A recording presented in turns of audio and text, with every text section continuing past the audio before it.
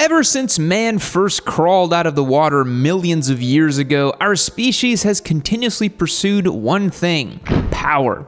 Power over fellow tribesmen, the power to control the flow of natural resources, and the power necessary to make a motorcycle go 100 miles an hour in just over a second. I am here today to talk to you about motorcycle drag racing. Where other forms of motorcycle road racing rely heavily on rider skill as they do advanced engineering, drag racing puts the emphasis on the motorcycle itself. Drag bikes are modified extensively to make an astronomical amounts of power with little regard for the ability to navigate corners. It's all about going as fast as possible in a straight line without flipping over backward or exploding the engine before you cross the finish line. So without further ado, let's dig into the history of motorcycle drag racing and what the sport looks like today. Today's video is sponsored by our friends over at ASV Inventions. I'll tell you more about them later in the video. Let's get into it. The origins of motorcycle drag racing can be linked to the development of the motorcycle itself. In the early 1900s, as motorcycles became more powerful and reliable, enthusiasts began experimenting with speed and acceleration.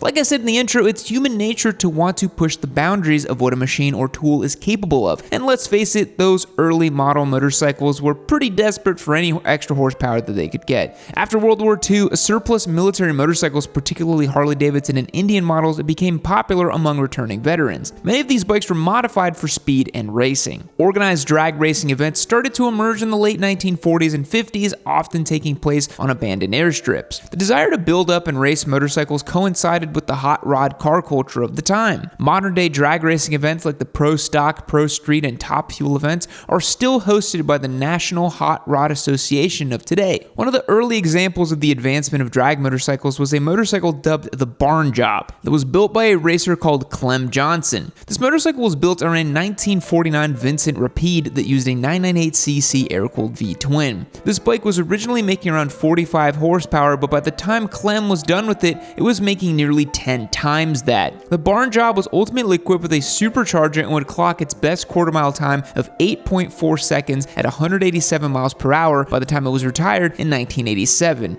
That is disgustingly fast for such an old bike. It was probably terrifying to ride. This bike had shown what was possible when you squeezed every last ounce of power out of a single engine. So the big brain riders of the 50s thought, why don't we just use two engines? In 1956, racer Bud Hare put two 650cc Triumph engines into a stretched chassis he had built from scratch. This bike ran on a mix of nitromethane and benzol. During the 1950s, the dual-engine Triumph, named the Double Trouble, had gone 142 miles per hour at the Santa Ana drag strip, which was incredibly fast for the time. This motorcycle set a new precedent for motorcycle mutations, and other builders used multi-engine configurations in its wake. In the 1970s, Russ Collins built a motorcycle using three bored-out 750cc Honda 4-cylinder engines. These engines lived in a custom chromoly frame that was long and low. This bike used fuel injection and had a car tire in the rear. It doesn't have to turn, so who cares? This bike was the first motorcycle to do a quarter mile in under 7 seconds. This record-breaking configuration led many racers to build multi-engine motorcycles for drag racing in the 70s. And the average motorcyclist might not be capable of installing 3 engines into a single motorcycle frame. There are other worthwhile modifications that many riders can accomplish with these, however, though. A motorcyclist is going to mod, and that's just a matter of fact. So if you've got the itch to invest in your bike, hold off on the turbo kit or the carbon fiber winglets, and instead secure yourself a pair of levers from ASV Inventions. ASV has been in the business since '01, and since then have sold millions of levers to every type of rider. They're a rider-owned company who prioritize improved functionality and longevity in their levers. They are the only lever to be referred to as unbreakable, as they believe levers shouldn't be disposable wear items no matter how hard you send it on a motocross track, racetrack, or the highway on-ramp. ASV levers are all built in Huntington Beach, California, in the good old US of A. And since they stand by their word, they've got an incredible warranty program. Since unbreakable is kind of their deal, if you break it, they replace it. Regardless of how it happened, send them pictures of your broken levers along with proof of purchase and they will replace them free of charge. They've got a massive catalog of levers for dirt bikes and street bikes with compatibility going all the way back to 1985. So no matter what type of bike you ride, follow the link in the description below and find a new set of levers from ASV. It'll be the last pair you ever need. Use the link below and use the code YAMMY to receive 15% off of your order. Thanks so much to ASV for the support on the channel. Again, use that link in the description and the code YAMMY to get 15% off. Now let's get back to the video. By the 80s, there was a new top dog in the drag racing world, forced induction, baby. Turbochargers and superchargers became all the rage in the automotive world by the 1980s, and motorcyclists and drag racers found it was easier to squeeze more juice out of most advanced engines of the day through forced inductions instead of using multiple engines and dealing with the extra weight that came with it. During this time, racer Pete Hill built a supercharged drag bike built around a Harley-Davidson knucklehead engine. This V-twin made around 40 horsepower to start, but by the time Hill had worked his magic, his motorcycle known as the Silver Bike was making nearly 400 horsepower. 400 horsepower out of a prehistoric Harley-Davidson V-twin. You can't help but be in awe of that level of commitment and craftsmanship. Harley Bros today will spend 50 grand building up a road glide with every part from the Screamin' Eagle Bible and barely crest 150 horsepower. This supercharged knucklehead was in direct defiance of God's will, and Pete Hill rode it to dozens of victories and set countless national records. The motorcycles that created what we know today as the archetype for top fuel drag motorcycles was the Terminal Van Line's Kawasaki. The TVL Kawasaki was the first to implement a reverse-mounted cylinder head so the intake ports would become flooded with air as the motorcycle moved down the strip. During the 1980 National Hot Rod Association Winston World Finals, the TVL Kawasaki was a half-second quicker than the rest of the competition.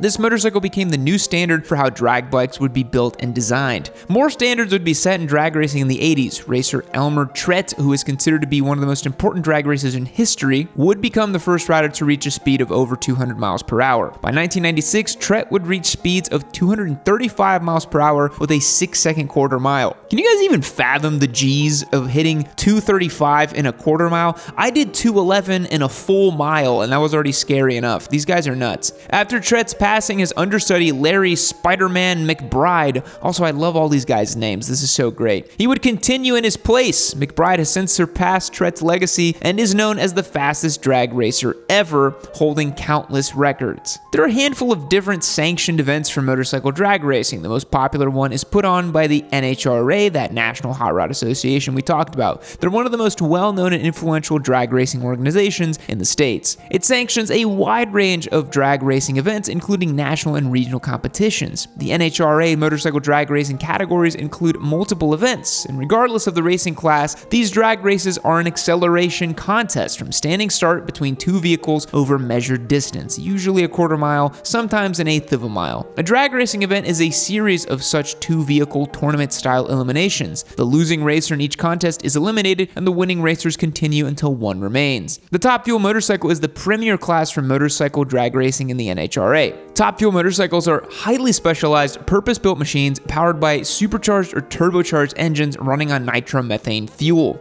They are capable of incredible speeds and acceleration. Most Top Fuel motorcycles can cover a quarter-mile distance in approximately 6 to 6.5 seconds, which is an incredibly short amount of time considering that distance. During these runs, it is common for Top Fuel drag bikes to reach speeds of over 200 miles per hour, though some of the fastest Top Fuel bikes ever have reached over 230 or 240 miles per hour. The acceleration of a Top Fuel motorcycle is absolutely mind-boggling. They can go from a standstill to over 100 miles per hour in just about 1 second. Like I said, guys, I've gone 211 miles per hour on the H2, I've spooled a ton of boost on the Hayabusa, but I have never gone 0 to 100 in 1 single second. And I think unless you're one of the few people who have, it is incomprehensible to even imagine what that feels like. Pro Stock Motorcycle is another professional class in NHRA drag racing. The bikes in this class are closer to production models and utilize naturally aspirated engines. Riders compete on motorcycles that resemble those available to the public with some modifications allowed. The class has a wide variety of makes, models, and engines, including V-twin entries from Harley-Davidson and Buell and inline 4 equipped motorcycles from Suzuki and Kawasaki. Spec gasoline is the only fuel allowed in the Pro Stock class. Bikes that are commonly used are open-class superbikes, the Kawasaki ZX-14R, and of course, the Hayabusa. But even the Harley-Davidson V-Rod has been an incredibly successful platform in Pro Stock drag racing classes. You wouldn't have thought that, would you?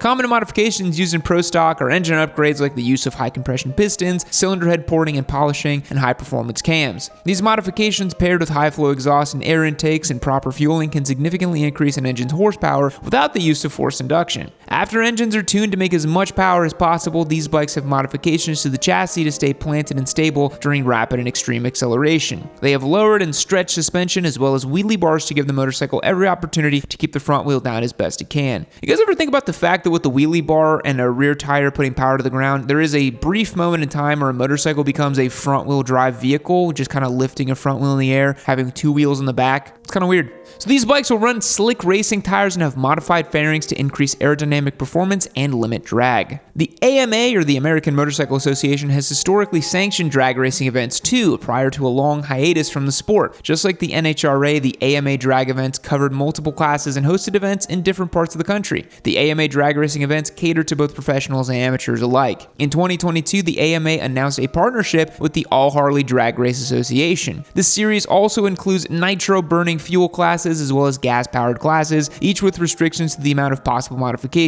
These races must, of course, be done on Harley-Davidson motorcycles with varying degrees of modification. Some of the nitro bikes are still capable of speeds of over 230 miles an hour with a 6.2 second quarter-mile time. Yeah, that Harley, it's a real bike. There have been many successful drag racers over the last 100 years. We've already discussed those who helped shape the trajectory of the sport during its evolution, but there are as many others who have continued to push the competitions and set remarkable records. As we've already mentioned, Larry Spiderman McBride is arguably one of the most legendary drag bike racers of all time. He's known for his dominance in the top fuel category and has set multiple records. Larry McBride was the first motorcycle drag racer to break into the 5-second quarter-mile zone. He achieved this milestone on August 15, 1992, with a run of 5.98 seconds at 226.35 miles an hour. In May of 2022, at the ripe age of 64, McBride set the record for the fastest pass in a motorcycle drag racing, reaching a top speed of, get ready, 268 miles per hour and passing the quarter mile at 5.5 seconds.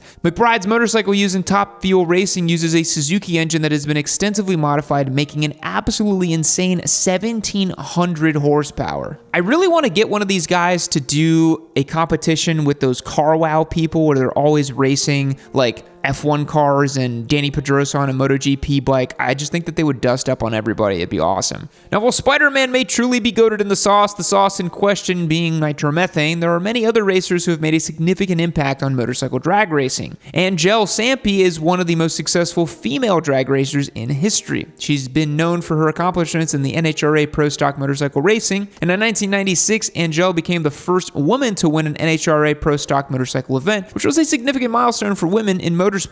After that, she clinched the titles for the NHRA Pro Stock Championship in 2000, 2001, and 2002, showcasing her dominance in the category during that period. Other noteworthy drag racers are six-time champion David Schultz, a 33-event winner John Myers, and Andrew Hines, who won 3 championships on a Harley-Davidson V-Rod. The history of motorcycle drag racing is an important aspect to the greater culture of motorcycling. I mean, we've all raced from a red light, but this is taken to its ultimate limit, and it's kind of a cool American thing to do as well. Ingenuity, craftsmanship, and fearlessness are all found on the drag strip. From its ramshackle beginnings on makeshift strips to highly organized and professional events of today, the sport has come a long way. It has witnessed the evolution of tech, the development of specialized drag bikes, and the emergence of legendary racers who have left an indelible mark on the sport. Thanks for making it all the way to the end of this one. What do you think of drag racing? Should I rebuild the deceased Turbo Busa as a drag bike and see if we can beat the 211 miles per hour I did on the H2? Probably going to be a different pilot on it, not me, just letting you guys know. Be sure to subscribe if you want to see more content like this in the future. We have a lot of big things going on, new content, new giveaways, new memes, all things you're not going to want to miss, so click subscribe and stay in the loop. Fact: France has 12 time zones, more than any other country in the world. This is due to its various overseas territories spread across the globe, from the mainland in Europe to its territories in the Pacific Ocean. Au revoir. You've made it to the end of another Yummy Noob video.